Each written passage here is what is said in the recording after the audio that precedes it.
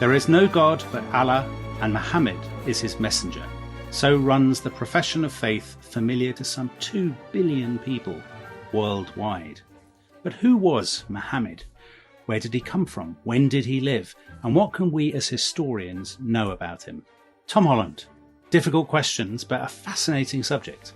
It's such a fascinating subject, and it's one that I spent about 5 years of my life wrestling with. Yeah.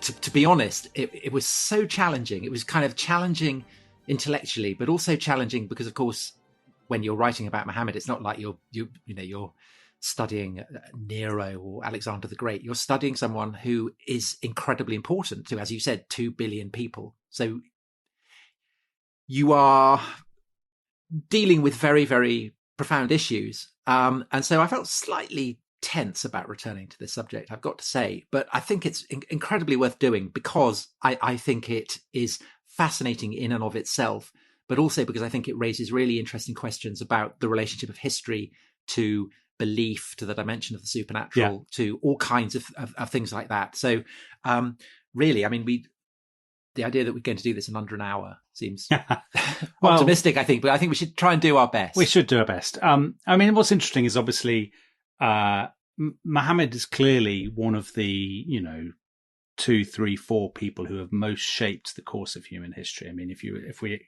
did you, there was a book that was kind of like the 100 most influential people in history. Did you have that? Was he number one? He was number one. And it was kind of slightly mad book because I remember it had the Earl of Oxford. The guy who wrote it was convinced the Earl of Oxford. Oh, really? I did a similar exercise when I was at school. When I was about 12, we had to rank the 10 top people in history. Do you know who mine was? James Callaghan. No, it's Martin Luther. That would appeal to you. No. Anyway, this is a bit of a sidetrack. Muhammad. So obviously neither of us are Muslims. No. So we're approaching this, it should be said at the outset for Muslim listeners, we are approaching this from the perspective of Western non-believing historians, aren't we? Because I remember when I began looking at this, I kind of felt, well, I'm neutral because I don't believe this. But of course, my position of non-belief is not a neutral position at all. No. And the assumptions that I assume that an angel did not speak to Muhammad. I assume that the Quran is not of divine origin. And therefore, my understanding, I'm sure your understanding of Muhammad is predicated on that. But of course, that's not a neutral perspective at all. So I think it's important to flag that up before we start. There are a lot of very respected scholars of early Islam who are not themselves Muslims. I mean, we'll probably be talking about some of them later in the program. So people who are fascinated by the history of Arabia and by the way in which Islam spread from its beginnings, across the Mediterranean world, across the Asian world, and so on. But they're not necessarily themselves Muslims. So I think you can reasonably want to talk and write about it without being a believer yourself. Anyway, listeners will be the judge of that, I suppose. So why don't we start, since it's such fascinatingly sort of mysterious but also contentious territory, why don't we start by you giving us a short kind of rundown for listeners who aren't familiar with the material of the traditional account of the life of Muhammad. So if I go into an encyclopedia, what am I going to find about Muhammad's life?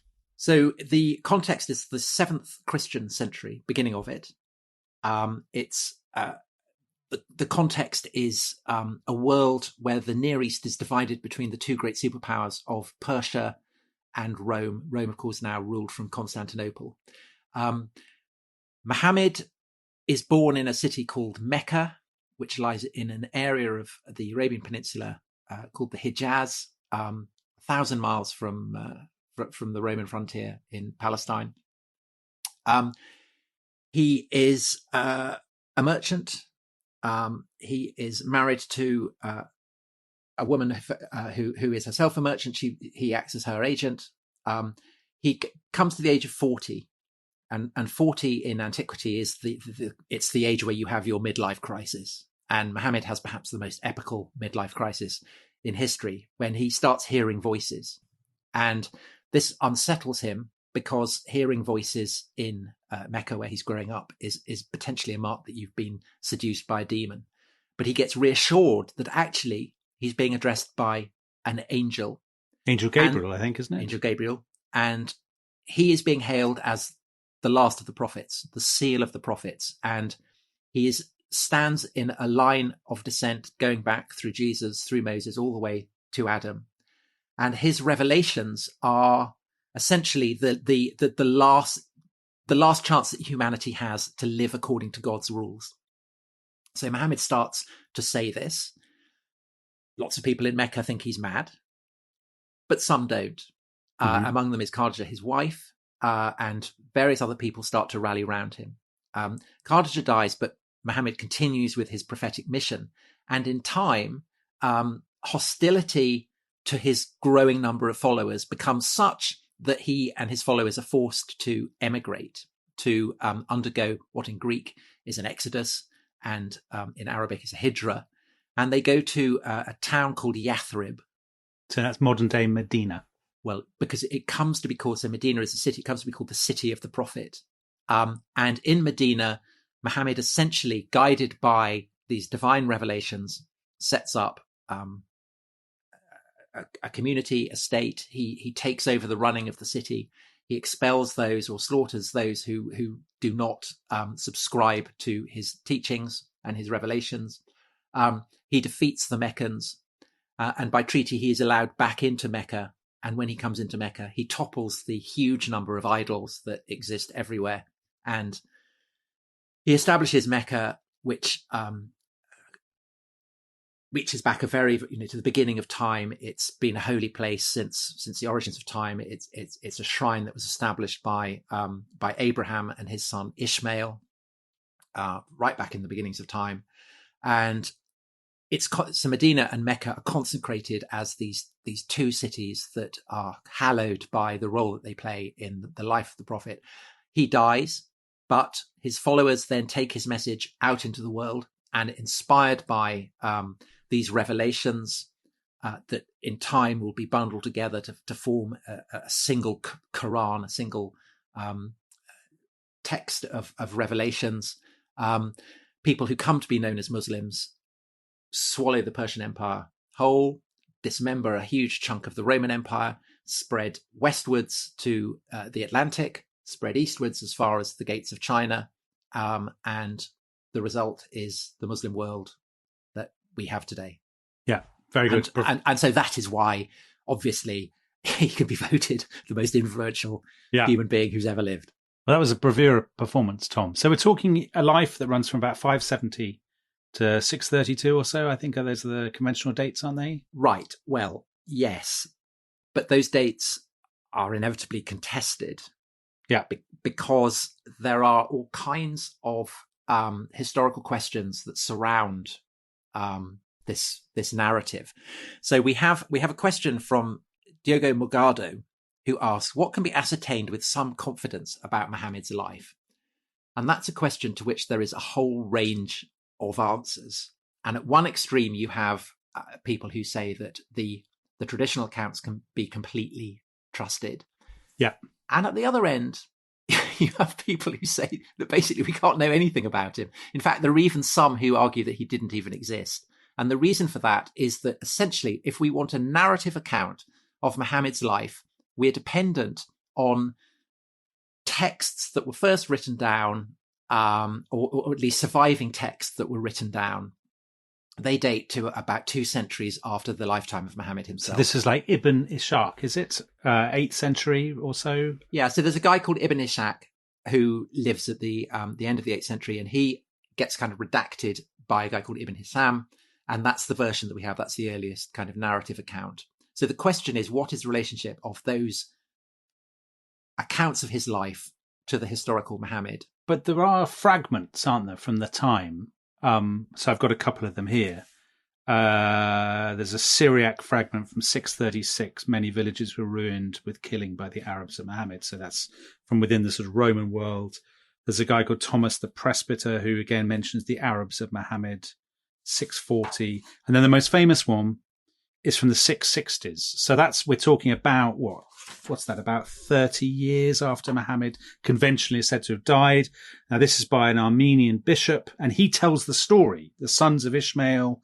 There's a guy whose name was Muhammad, a merchant. He taught them to recognize the God of Abraham, especially because he was learned and informed in the history of Moses. He told them, love only the God of Abraham, go and seize the land which God gave you to your father Abraham. No one will be able to resist you in battle because God is with you. So those are sources that appear to allude to the Muhammad that we know, but they're written from outside the Muslim tradition. So these are guys who are maybe hundreds of miles away. There is one that seems to be written during Muhammad's own lifetime.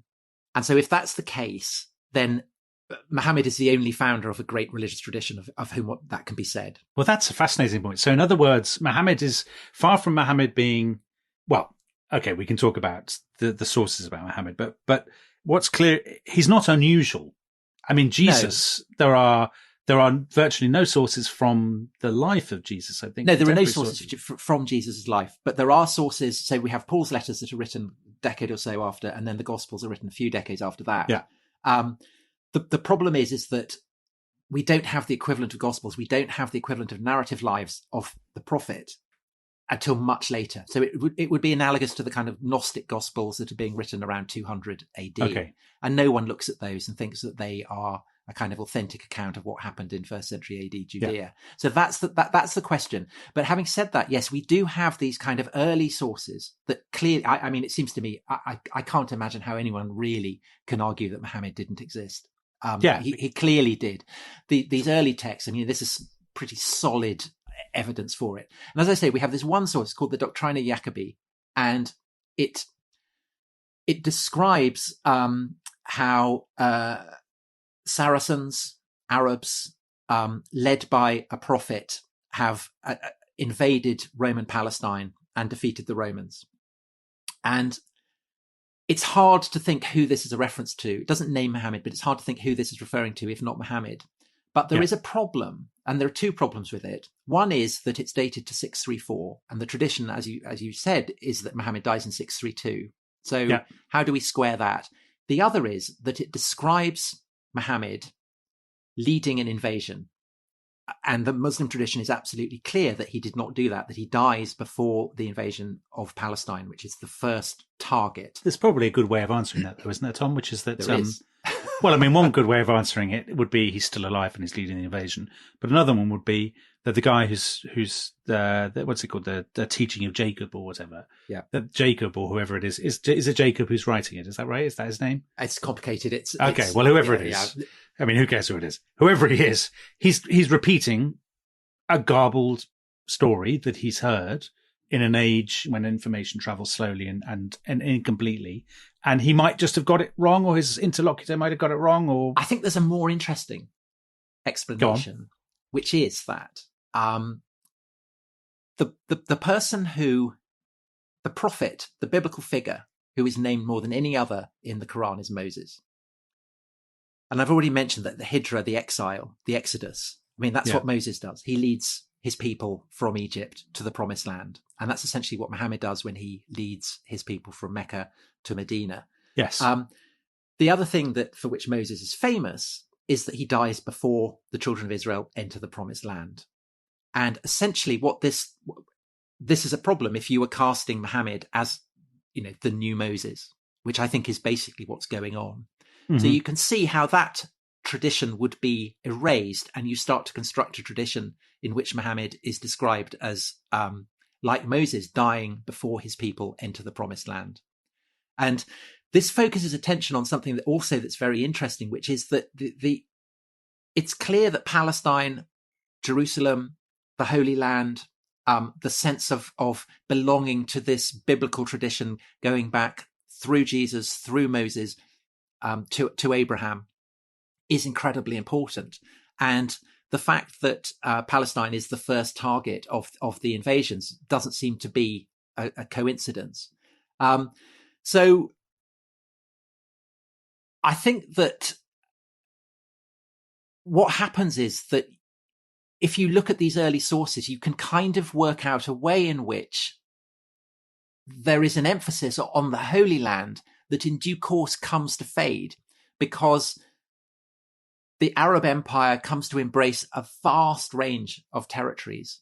And essentially what begins perhaps as a movement that is more Jewish, that is more ethnocentric, that is more focused on a Holy Land, comes to be more Christian, comes to be more universalizing. And what emerges as Islam, and I think that Islam is not kind of something that's served up on a plate by Muhammad to his followers and they then take it out. I think it's something that emerges over the course of the Arab conquests and the decades that follow, that it emerges to provide the new rulers of this vast empire with an explanation for why God has given them this empire and why they deserve to continue ruling it. Let's widen it out a bit, because I think we should give a bit of a sense of context, because I think we can understand Muhammad and that movement to Palestine and all the rest of it more completely if we understand what's going on. Quite often, I think you'll read in books will say, it's Rome and it's Persia, and then suddenly in the mid 7th century, almost out of nowhere, out of the desert, these guys who no one knew about erupt with this new message of Islam that has just come out of nowhere, and it's this great shock and all the rest of it. And I was always thinking that's not a very persuasive or indeed compelling account of what happened, because I think what happened is actually much more interesting. So if you think about these two superpowers. So you studied this, didn't you? Yeah, I did. So you studied university. this. So that was what, 80s? 90s. So what were you studying? What were you being told? Well, I did a course that it's famous at Oxford because it was the first course where where you were allowed to read things in translation. So it was a course it's called The Near East in the Age of Justinian and Muhammad. And it's part gone into Oxford kind of history law. Not that that's saying very much to people who don't care about Oxford history who listen to the podcast. But it was the first course. Previously, you could never do stuff at Oxford if you couldn't read the original sources. And a great Russian history of Byzantium, I think it was, Dmitry Obolensky, said, this is completely unreasonable because no one's going to arrive at Oxford and be able to read like medieval Armenian or something. So they agreed that you could do this course. And so you did this course, which was Justinian and Muhammad and the world of, the Near East at the time of the fall of, the empire in the West has fallen. Rome is becoming Byzantium. There's going to become this new Islamic world. And what I learned, so for me, it was one of the most interesting, and it's why I really wanted to do this subject, actually, because it's one of the most interesting intellectual adventures, if I can call it that I've kind of been on. Because, of course, you first read the traditional accounts of Muhammad, and then there's this whole historiography, which even then was incredibly very controversial. So there was a guy called John Wansborough, American scholar of Islam, and we read that. And he basically said, the traditional version is wrong. You'll know all this, Tom, that the Quran, that Islam is a later creation than everyone thinks, that the Arab conquest kind of happened first. And that it emerges out of the Middle East. And that, yes, exactly. That it emerges out of, once they've got the Arab Empire, then they need to develop a creed for it, basically. I'm really simplifying it. And then two of his students, as you will know, Patricia Croner and Michael Cook, took that on, and it came up with this argument called Hagarism, where they basically argued that, Islam had begun as a Jewish messianic movement and then developed a kind of Arab component later on when they decided to ditch the Jewishness. But that was very controversial even in the 90s. I think when I was studying it, we read that, but then to kind of it had already been slightly repudiated. The authors themselves had said, well, actually, maybe there was a Muhammad and there was the Quran. So, and I think actually, as far as I can tell from the historiography, and I'm not an expert in this by any means, people have found engravings and so on, inscriptions. There's more evidence than people thought for a historic Muhammad. Would you agree with that? No. I think essentially what the process of the historiography is that you had these two very radical extremes. Muhammad didn't exist. The Quran was compiled. That's the Hagarism. Over the 7th and 8th century. Yeah. Well, that's particularly the Wansborough position. And then you had the traditional account in which Mecca is kind of the Dubai of its day, spice trains and all that kind of stuff. And there's a crisis for capitalism. And basically it's a 1970s back projection onto 7th century Arabia. And I think that both of those have kind of fallen by the wayside. But I think what's emerged is an attempt to situate Muhammad within the world of late antiquity as a holy man. And late antiquity is a period where... Yeah, rich and holy men. Very rich and holy men. Rich and holy men. But I tell you what we should say, Tom. It's rich and holy men because this is a world going through an astonishing trauma.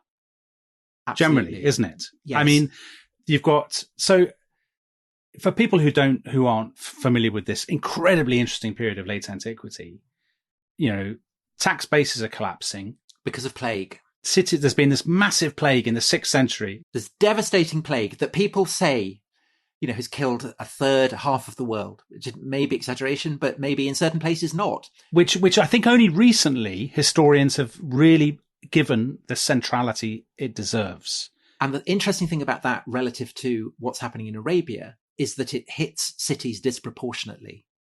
And you have Arab accounts about it. So the plague is described as arrows shot by the jinn. So a bit like, Apollo raining arrows on the Greeks in the Iliad.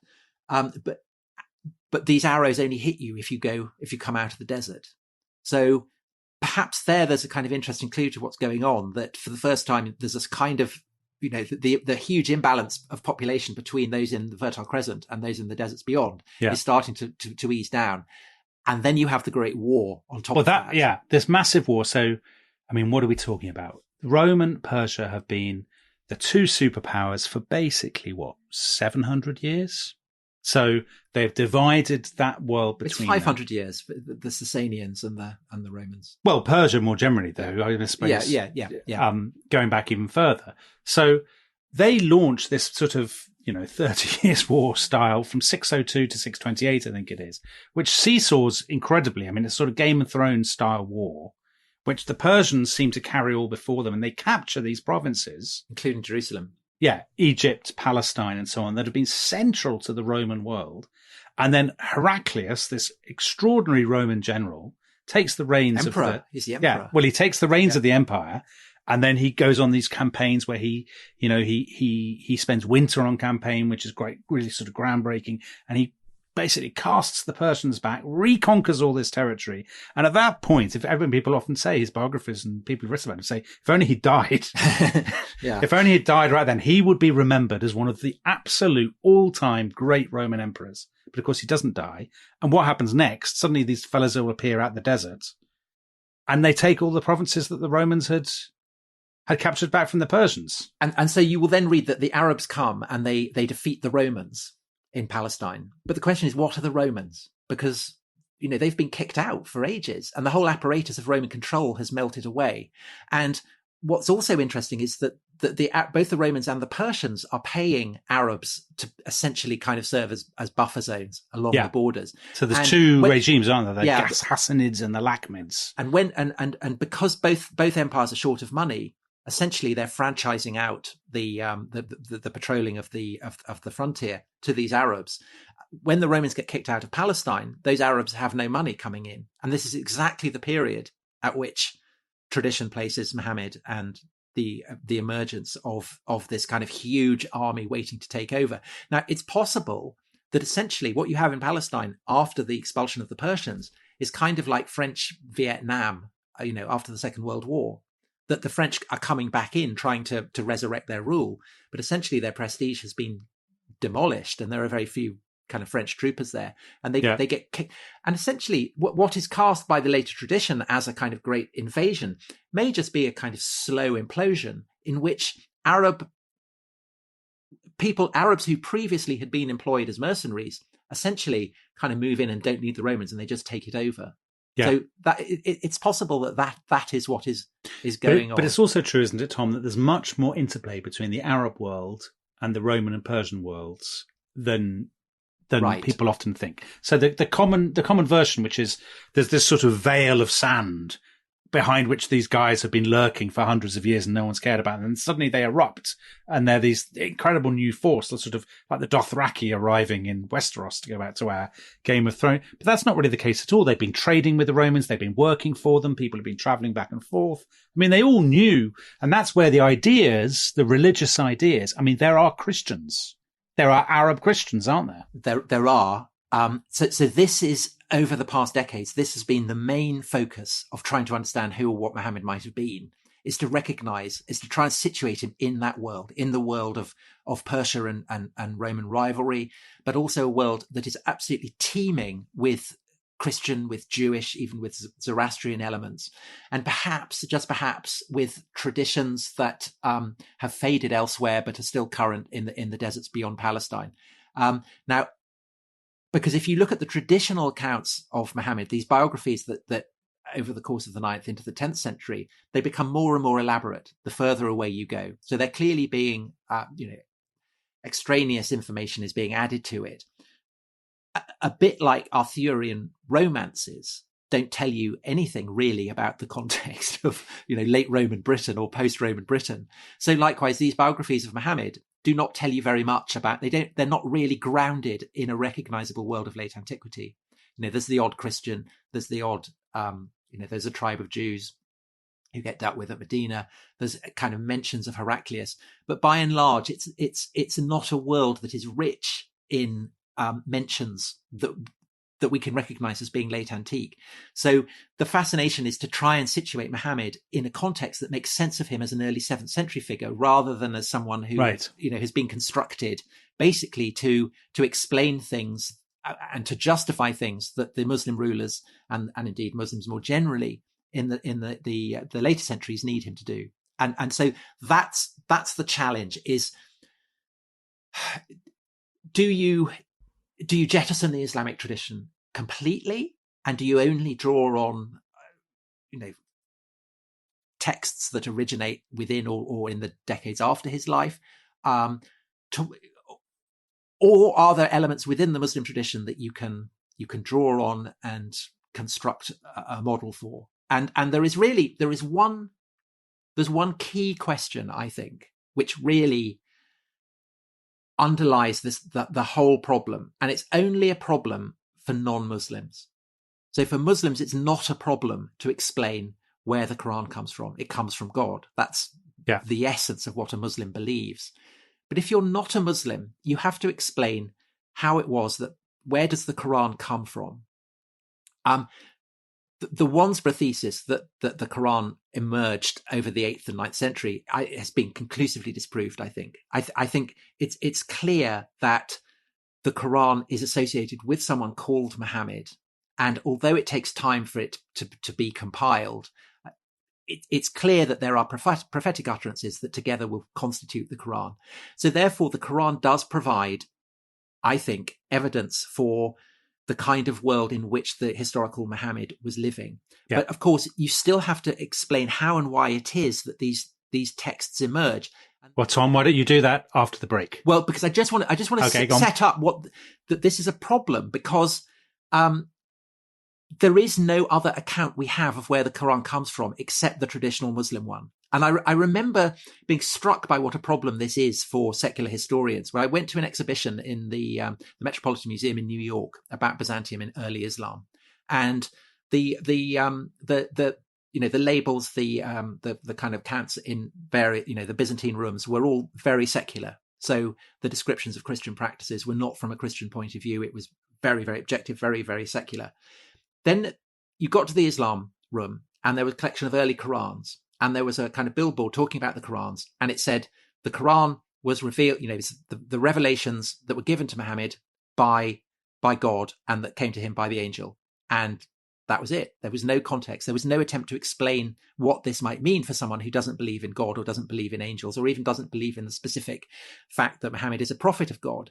Yeah. And likewise, this is something that you will find in books by very, very reputable academics. So there's a book written by Glenn Bowersock, very distinguished ancient historian, who wrote a book called The Crucible of Islam, which is, full of brilliant analysis of religious traditions. I mean, he does a brilliantly kind of skeptical account of the traditional accounts of the fall of Jerusalem to the Persians and the way that the Romans take it back. But when he's writing about Muhammad, he's got this bold line: the revelations that Gabriel brought to Muhammad came in Mecca. Doesn't elaborate on that. He's asking, he's saying Muhammad gets it from an angel and leaves it at that. Well, this is a bit like when I did that course, The Near East in the Age of Justinian and Muhammad, I remember saying to my tutor, so not about the Islamic element, but actually about icons. There was a point at which a source says an icon repelled an army or something. And I said, but surely I'm not meant to believe that, am I? I mean, I don't believe icons can repel armies. And I suppose it's the same, but a more fraught problem, I think. I mean, you don't have a problem as a historian saying that an icon can't repel an army, or you don't believe that Jesus could do miracles, or you don't believe, in the Acts of the every word of the Acts of the Apostles. But it is more difficult for a historian to say that of early Islam, because you're worried about, giving offence effectively. Effectively, but also I think it's not just offensive. I think upsetting people for whom the Quran is the revelation that's come from God. And if you start, putting it on the slab of historical inquiry and dissecting it and chopping it up and you'll get it against other things, then obviously that's a stressful thing to do. But I think that's not a reason not to do it, because I'm sure, I know for a fact that most Muslims are happy to accept that if you're not a Muslim, then of course you have to arrive at an alternative explanation for where the Quran comes from. And I think I think there are explanations for where it comes from, and I think they're not divorced from Muhammad. So we'll come to that after the break. Yeah. Let's come back after the break.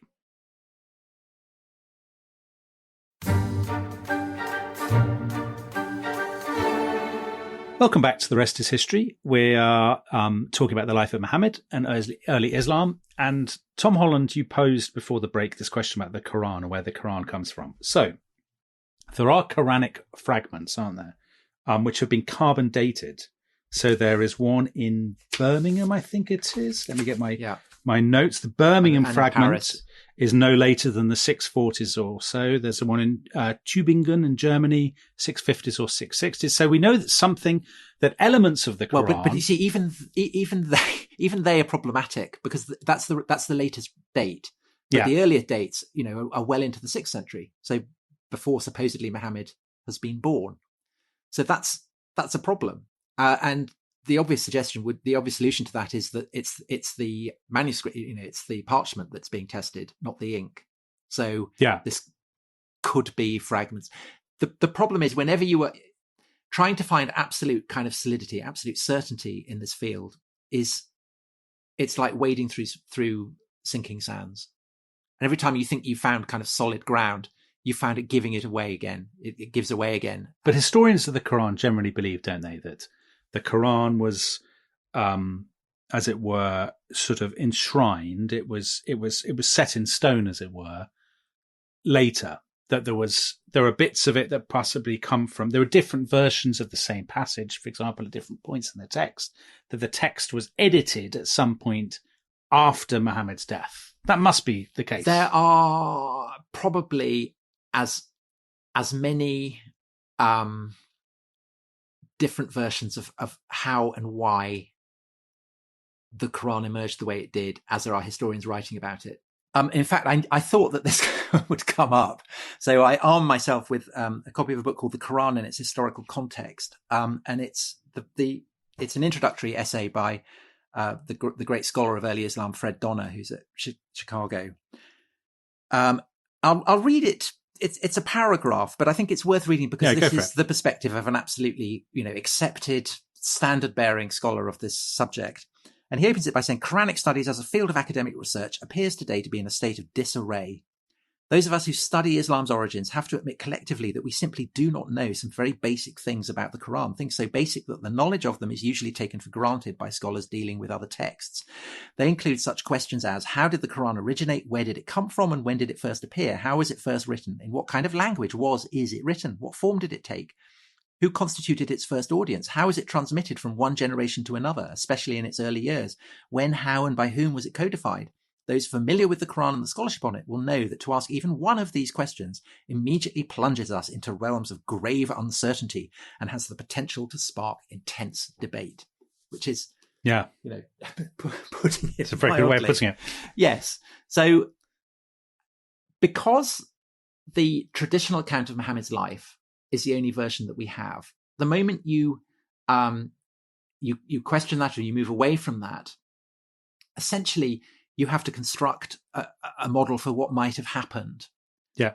That, you're putting fragments together. You're trying to put together a jigsaw puzzle in which large bits are missing.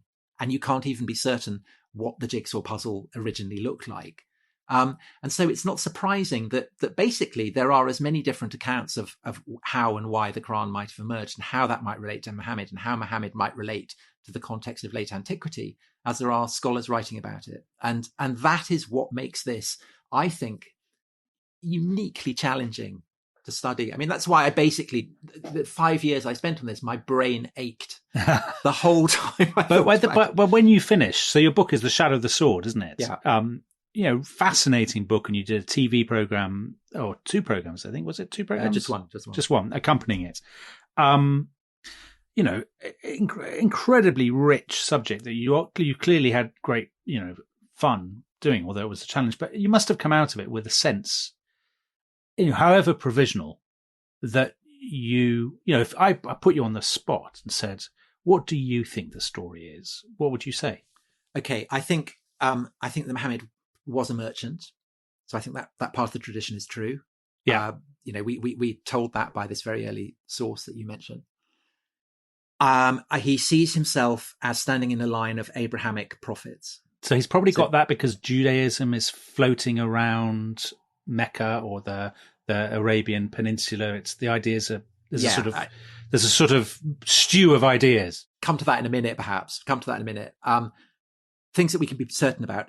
I think he engages in a hijra, an exodus. I think the ideal of the kind of emigration is fundamental to his history and to the Quran. So I think that's. I think that Yathrib is where he sets up a community, and that's both because Yathrib is repeatedly mentioned in the contemporary sources by bishops or whoever who have no particular reason to lie about that, to distort that, and also because in the earliest biographies, Muslim biographies of Muhammad, there are preserved fragments of what's conventionally called the Constitution of Medina, which is clearly very early texts. That's his state building kind of exercise, yes, isn't state it? building. So I think that Yathrib is clearly central. As you said, there are inscriptions that do seem to kind of tie in with some of the Muslim accounts about this that have been found. I think that this community was interested in expanding. I think it had a kind of post-biblical vision that it was interested in spreading. I think Muhammad led the invasion of Palestine. I think that he died, and I think his body was taken back to Medina, and I think that he then essentially got forgotten for a bit, and we'll come to the reasons why for that perhaps a bit later. But the issue then is if he's founding this biblically informed community, where does his knowledge of the Bible come from? What will at least these biblical traditions? If, as the tradition says, he's growing up in Mecca, which is an entirely pagan city, 1,000 miles away from where Christians and Jews are. And it seems to me that the story of Muhammad growing up in Mecca, or what the place we now call Mecca, is the equivalent of Christians saying that Jesus is the son of a virgin. That in both cases, it's an attempt to insulate the vehicle of the divine in the case of Muhammad, the essence of the divine in the case of Jesus, from the charge that these are frauds. That Jesus is the son of a centurion or something. That Mary got pregnant in perfectly normal manner, or Muhammad, that he's influenced by the context of the world that he's living in.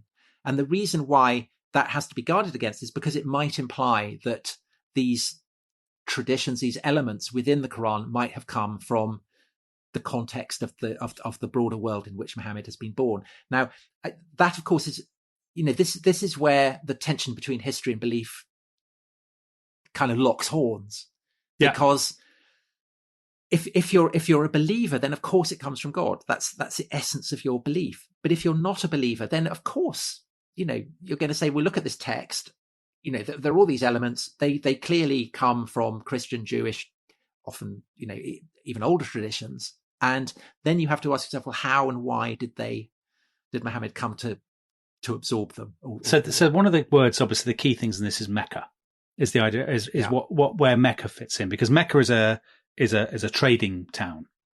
It has fairs, it has markets, people go. But how do we know that? Well, this is our guiding assumption anyway. Now, one of the things that people like historians like Patricia Croner have pointed to in the Quran that they say they have raises questions is that Muhammad talks in the Quran about his foes being people who have they grow, vines, they have date palms, they have sheep and cows and things like that basically people probably didn't have in Mecca, which is a problem, right? Yes, it is a problem. So some historians say, well, that suggests that the traditional assumption that all this is happening in Mecca must be wrong. That if they've got all these sheep and cows, it must be happening further north, which would bring it closer to the world of Palestine and the Roman world, where the ideas could be coming from. And particularly olives. And the kind of olive that's referred to is only grown kind of within much closer to the Mediterranean. So that does, right. So that's I think is a problem. And I think also the fact that it was argued by Gerald Horting in a kind of epical book, that people who are called the mushrikin in the Quran, who practice what's called shirk, which is kind of associating deities or perhaps angels with God, and this is their crime. And the tradition is that this is paganism, that they are worshipping gods and goddesses from pagan Arabia. But Horting's argument is that actually Muhammad or the Prophet or whoever the author of the Quran is calling them idolaters in the way that that Protestants might call Catholics idolaters. Protestants might call Catholics pagans. That doesn't mean that Protestant Catholics aren't both Christian. They clearly are. So the argument is that actually what the Quran bears witness to is essentially an argument about the biblical God that's over issues like to what extent, what is the proper relationship of angels to God, and that this is what Muhammad is, or the Prophet or whoever he is getting exercised by. So there's a world of Abrahamic religion, and that this is an argument within that, basically, rather than importation of an Abrahamic religion into a world where people are worshipping pagan idols of some other kind. Yes, essentially. And so that raises a couple of questions that people asked about. So some of our regular listeners, one of our regulars, Stefan Jensen, has asked about Muhammad's message and Christian theology, and Sanskrit has asked about similarities between Judaism and Islam. So it is perfectly obvious to anybody, Muslim or non-Muslim, that Islam is in it's in the same sort of religious universe, shall we say, as Judaism and Christianity. So Muslims, Abraham plays a part, Moses plays a part, Jesus plays a part, although Muslims don't believe he was the son of God. So do you think Islam, do you think it's come out of, there's an argument that it's come out of this sect, which are called the Jewish Christians, which is a very will seem very obscure to some of our listeners. Well, for Muslims, Islam provides a template by which to judge whether Judaism and Christianity are corrupted, because Jesus, Moses, Abraham are all Muslim. They all preach the same message, and the degree to which Jewish scripture and Christian scripture no longer accords to that is a reflection of the degree to which they've been corrupted. So, for Muslims, you judge kind of backwards through time, which obviously is not a technique that historians generally use. For a historian, the fact that you have a body of text with Jewish and Christian elements obviously means that they have to come from Jewish and Christian sources. Yeah. Now, the Jewish and Christian elements within the Quran are often quite confusing to those brought up in Jewish and Christian traditions. And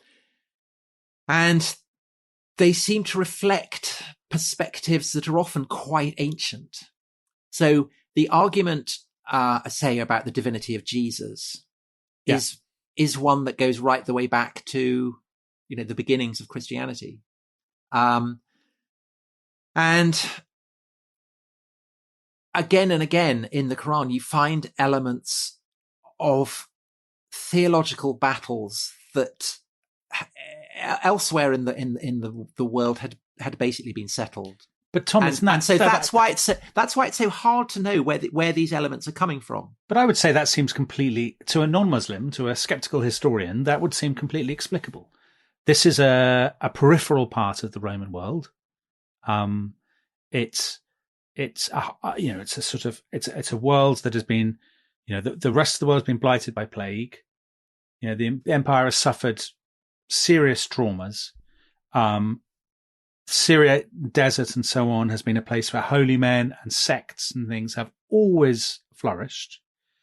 It would seem not weird at all to me that at the end of what are we talking about? The end of the 6th century or whatever. Beginning of 7th, yeah. Yeah, there are all kinds of ideas floating around that might seem very old-fashioned to people in Constantinople, like Jesus was not actually the Son of God. But these are massively, massively heretical.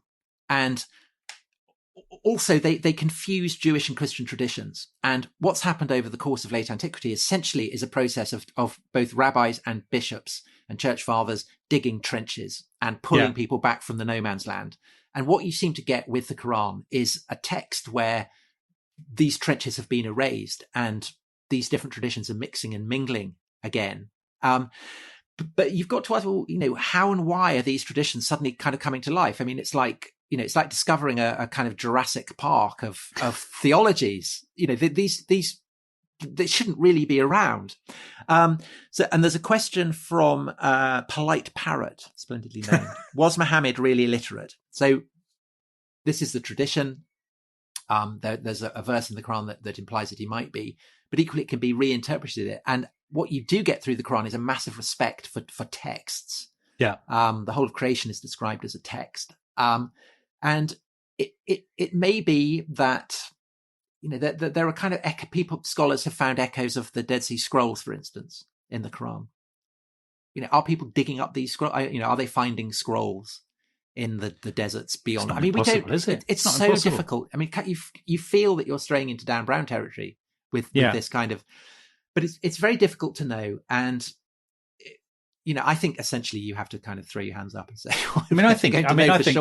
my scenario would be, it's a very, it's a world that seems to have lost its moorings to some extent. Well, it's apocalyptic. The other thing about the Quran is that it's very apocalyptic. It's an apocalyptic world. It feels like the end of days. The two great powers that have really structured this world for not just for as long as anyone can remember. I mean, stretching back hundreds of years, these two great powers are in kind of meltdown. There's been a plague which people can probably remember, or at least they can remember. They can remember that. Yeah, I mean, so the end of the world feels like it's around. Muhammad is, as you said in your brilliant sort of overview, he's a business agent for a well-to-do businesswoman. He's traveling. We don't know that. That's late. But we know he's a merchant. But let's imagine that he is. He's traveling. He's hearing a lot of different ideas. He gets to 40 and, either he receives a divine revelation, which you believe if you're a Muslim, or if you're a skeptical historian, secular historian, you think he puts all this together, all these ideas that are floating around. Convinced that he is a prophet. I mean, I think there's no doubt about that. I think he must believe that he's a prophet. And what's clear is that the people around him think he's a prophet as well. But there's also, what's interesting is that the time is right. The market is there. Because... Absolutely. Yes. The Arabs have always been brilliant, mobile sort of cavalry, but never been united. Spent a lot of time fighting each other. They've been hiring themselves out as effectively for mercenaries for the Romans and the Persians. Suddenly the Romans and the Persians have fallen apart. And if only the Arabs can kind of get their act together and unite around something that makes them transcend their differences, the world is their oyster. And I think it may be even more complicated than that. So I think that some of the Arabs may be directly inspired by Muhammad's teaching. But I think others may be, they're just kind of moving in and taking what they can get. Well, why wouldn't you? I mean, Palestine is right there with all its... Well, and so is Iraq. So is Syria. And you kind of just move in and suddenly then Egypt's fallen and you find that you've got, it's like kind of overboiled chicken falling off the bone. It's just, you're just picking it off. Yeah. And then you have to explain how this has happened, because this is an age when nothing happens without God wanting it to happen. And what's fascinating about the early years of the Arab rule of the Fertile Crescent and beyond is that Muhammad then vanishes. So he does not get mentioned. He doesn't appear on inscriptions. He doesn't appear on coins. Nobody seems to talk about him. And then what happens is that you have a civil war, and basically people are fighting over the empire. Who's going to claim the mantle of the God's establish himself as God's favorite, God's deputy. And you have a guy called Ibn al-Zubayr who we're told occupies the house of God somewhere in the desert. And one of the guys in the civil war is a bloke called Ibn al-Zubayr. And we're told by a contemporaneous source he came to a certain locality in the south where the Muslims, their sanctuary was, and lived there. So it doesn't specify where it was, but somewhere in the desert. And this sanctuary gets destroyed in a siege. Ibn al-Zubayr fights on. The sanctuary gets destroyed again. But at some point, one of Ibn al-Zubayr's allies in Iran issues a coin. And on that coin is the first mention of Muhammad that you get in an Arabic text. So what date is this, roughly? This is about 685, 686. Okay. And by doing this, Ibn al-Zubayr is able to claim a divine sanction for himself, because he's able to say, I am following the footsteps of the Prophet of God. And by doing that, he immediately dignifies his kind of sectarian role, basically. Meanwhile, there's another guy in Palestine, in Syria, and specifically in Jerusalem, called Abdul Malik. And Abdul Malik picks up on this and recognizes that, it's great to lay claim to this mantle. And he casts himself so he builds the Dome of the Rock, the first kind of emergent Muslim building to have survived, really. Yeah. And there are these inscriptions on it that are very anti-Trinitarian, so opposed to the idea that, Jesus is the Son of God, that one is three is one, proclaiming Muhammad as this one God's prophet. And he starts to issue coins as well that mention Muhammad. And Abdul Malik casts himself as the deputy of God, the caliph, and seems, a man of immense self-confidence, pretty convinced that he is as significant a figure as Muhammad himself is. But he wins in the civil war, defeats Ibn al-Zubayr, establishes a kind of a universal rule over the Arab Empire. And it's under Abdul Malik that you start to get the massive proclamation of Muhammad as a prophet of God. It seems the codification of the Quran. It seems the initial proclamation of the place that we would now call Mecca as having been the site of the sanctuary of God. And all of this kind of package, it's from the reign of Abdul Malik that you can start to see something that we will recognize as Islam emerging and taking the form that it's had ever since. And this is at a time, though, Tom, when there would have been people who could remember Muhammad, right? I mean, if they were old, they were very old. So you're talking about what, 680s, did you say? Or so? Yes. So if Muhammad died in 632, it's yes, plausible there could be some old people or there would be sons of people who certainly could have remembered him. But equally, there probably very few. And so that therefore enables people to kind of, you have a slightly blanker palette than you might otherwise have done. And this is the Arabs at this stage are not writing stuff down, or if they are, it hasn't survived. They're not writing accounts. So these are oral accounts. And this is an age when basically traditions can be started almost from scratch. I mean, this is, the famous example is Christians turning up in the Holy Land and kind of identifying all these places as the bush, the bush where Moses, the burning bush, or, this house is where St. Peter lived, or whatever. The same thing happens with Jewish traditions. The same thing happens with Zoroastrian traditions. And there seems no reason why the same thing can't have happened with what becomes Muslim traditions. Because the truth is that the first mention of Mecca isn't until the middle of the 8th century. And even then it's placed somewhere in the Fertile Crescent in Iraq. Mm-hmm. And the location of the house of God, which is clearly crucially important, is presumably where Muhammad went on Hijrah from, is presumably the place that Ibn al-Zubayr is going to. But we're told it gets destroyed. It gets destroyed twice over. So if it's been leveled, the task of rebuilding it and perhaps locating it somewhere else in a place that the Umayyads, the family from which Abdul Malik comes from, becomes much easier. And I don't think that it would be a kind of deliberate fraud. It's just, rather like, Olympus was a place that kind of identified with lots of mountains before it settled on the mountain we now call Olympus, or Camelot. Lots of locations for Camelot. That there are lots of places, lots of different traditions, perhaps associated with Muhammad. Perhaps Muhammad did have an association with the place that comes to be Mecca. But essentially, it's a time, these decades from, the lifetime of Muhammad through the kind of 50 years that follow, are a period where everything is up for grabs and the concrete is not yet set. And the guy who shapes and molds the story. So I think there's a question somewhere about, is there someone who's the equivalent of St. Paul? I mean, basically, yes. Abdul Malik is the equivalent of St. Paul and Constantine. He's the person who is establishing Muhammad as the prophet of a God who has also given his sanction to the rule of Abdul Malik and the Arabs over the empire of the world, but who is also kind of canonizing the story of Muhammad, the story of his relationship to a shrine, and the story of his relationship to the Quran, in a way that will then endure and pass down. And the early accounts get erased. Before we've already talked for probably far too long, but before we come to an end, let's just talk a little bit about Muhammad's reputation later. So Muhammad obviously has run, he's a figure who has resounded through history, not just for Muslims, but for non-Muslims too.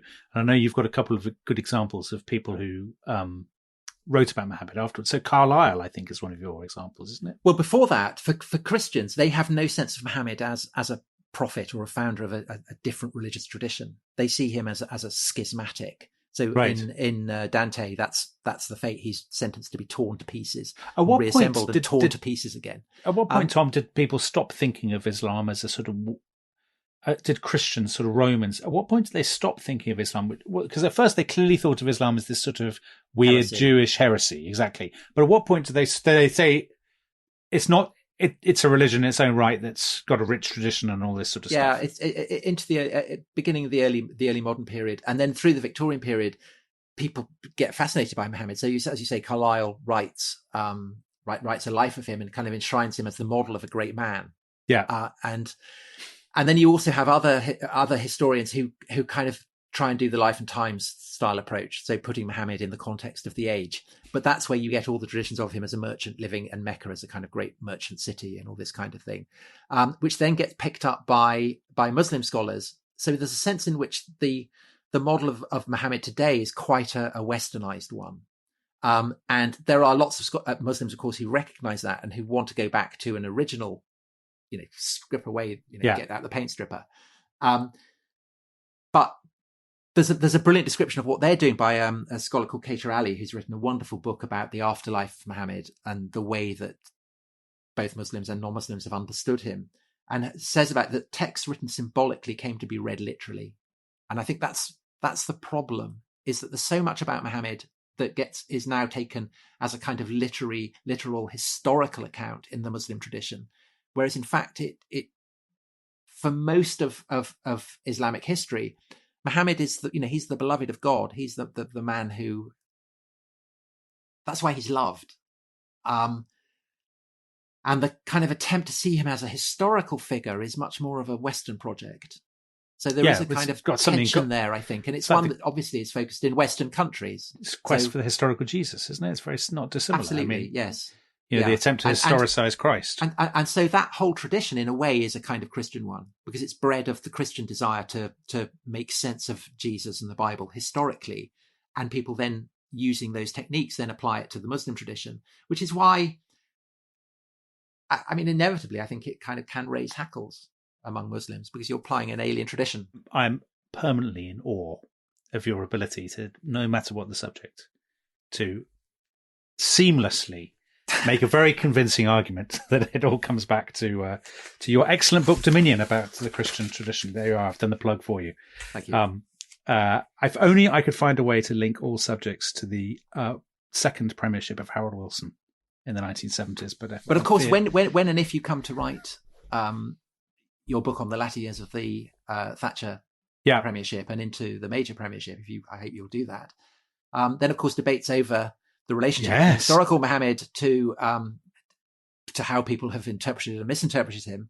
Yeah. Absolutely becomes a part of contemporary British history, because you've got the Satanic verses and you've got You do everything that follows indeed. on from that. So The- I hope that you too will engage with this fascinating topic. The quest for the historic Margaret Thatcher. Well, that's a religious subject to turn to on another occasion. Right. I hope you enjoyed it. We'd love to hear your comments. What are we doing next time, Tom?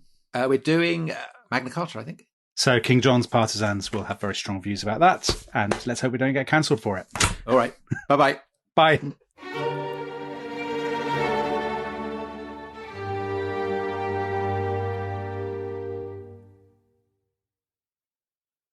Thanks for listening to The Rest is History.